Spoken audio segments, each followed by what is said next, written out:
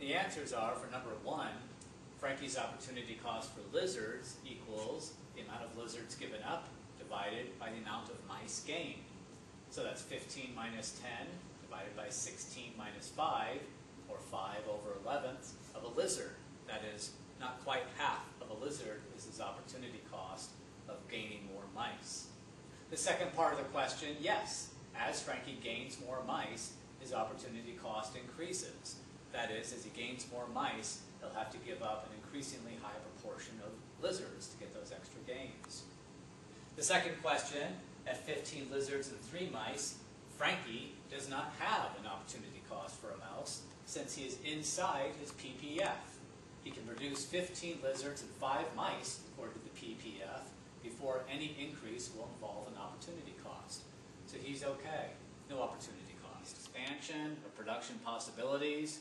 Economic growth shifts the PPF outward. That is, more items can be produced by growth. There is a cost of economic growth. Economic growth requires that resources must be devoted to developing technology or accumulating capital, which means that current consumption decreases. More resources are going to be devoted towards developing technology or accumulating capital. That is, more of the energy of the city or nation will be devoted to that. And the decrease in current consumption is the opportunity cost of economic growth. That is, what's given up in order to devote more resources to this growth. Countries that devote a higher share of resources to developing technology or accumulating capital are more likely to grow faster. And then usually what economic growth means is giving up agriculture to develop more goods and services that are technology-based or industrial-based. Section 3.4 is based on specialization in trade. Specialization in trade expands consumption possibilities, since a person can concentrate on producing one good than trading for another. Before we look at the numbers, you can think logically about specialization in trade. Is it cheaper for you to buy a car or to build a car from scratch? Well, you can think about it. If you're going to buy a car, perhaps a used car, you get a decent used car for, say, $10,000, depending on the year of the car and the type of the car. It's about $10,000. To build a car, what are you going to have to do? Probably going to have to get the tools to first build the car. You're going to have to get, say, one engine from a company that makes engines and just buy one engine, if that's even possible. You're going to have to learn how to assemble the car, which will take a considerable amount of time. And when you're done, the car may or may not even be roadworthy.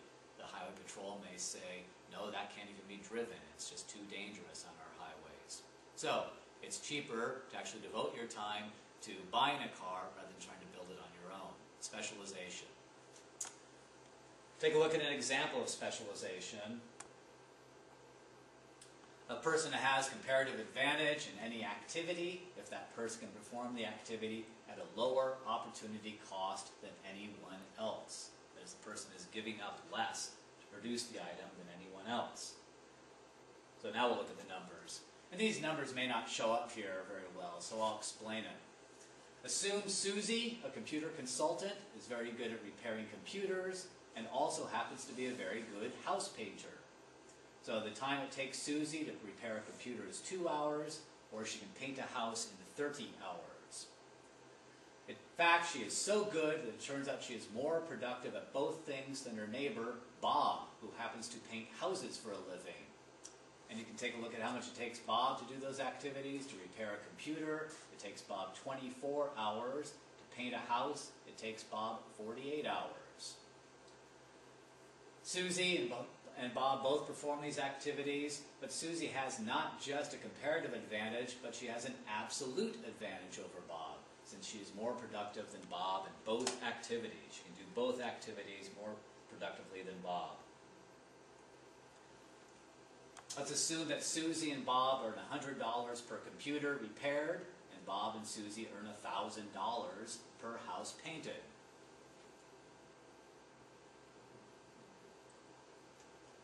All right, then compute the opportunity cost for Susie and Bob repairing a computer and painting a house. That is, how much for each of them would it take for this opportunity cost to do these activities? First step is to find out Susie's opportunity cost of painting a house. And in the 30 hours it takes her to paint a house, she could have repaired 15 computers. So the opportunity cost is 15 computers times what she gets paid to repair the computers at $100 each, or $1,500. In the 30 hours it takes her to paint a house, she earns $1,000. The loss in income that she could have generated is $500. She's out $500. All right. Compute Bob's opportunity cost. In the 48 hours it takes Bob to paint a house, he could have repaired 2 computers, so the opportunity cost is 2 computers times $100 each, or $200. In the 48 hours it takes Bob to paint a house, he could have earned $1,000. The loss in income for Bob to repair 2 computers is $800. He's out $800. Question: should Susie and Bob specialize in labor and trade? Yes, they should. That is, there's a difference in their opportunity costs. It's more beneficial, or it's beneficial for one to do one activity and another person to do another activity.